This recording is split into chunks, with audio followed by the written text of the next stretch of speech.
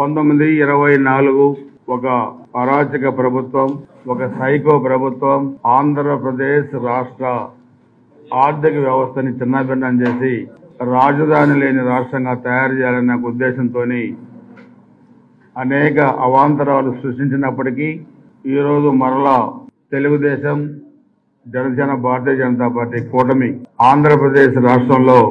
అఖండమైన మెజార్టీతోని గెలిచిన తర్వాత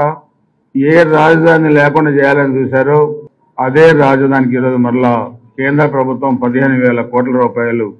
శాంక్షన్ చేయడం అనేది కూడా చాలా సంతోషకరమైన విషయం. గౌరవ భారతదేశ ప్రధానమంత్రి చేతుల మీదుగా శంకుస్థాపన చేయబడిన ఆంధ్రప్రదేశ్ రాజధాని ఒక దశలో ఇక్కడ ఉండదేమో రాజధాని అనే పరిస్థితుల్లో మరలా చంద్రబాబు నాయుడు గారు కేంద్రంతో మాట్లాడి మరలా ఒక అద్భుతమైన రాజధాని కట్టేదానికి కేంద్ర సహకారం కూడా తీసుకోవటం, అదేవిధంగా పోలవరం ప్రాజెక్టు కూడా పూర్తి స్థాయిలో నిర్మాణానికి ఎంత నిధులైతే అవసరమవుతాయో అంత నిధులు కూడా ఇస్తారని చెప్పి కూడా చెప్పటం, ప్రాంతాల వారీగా అభివృద్ధి దానికి కూడా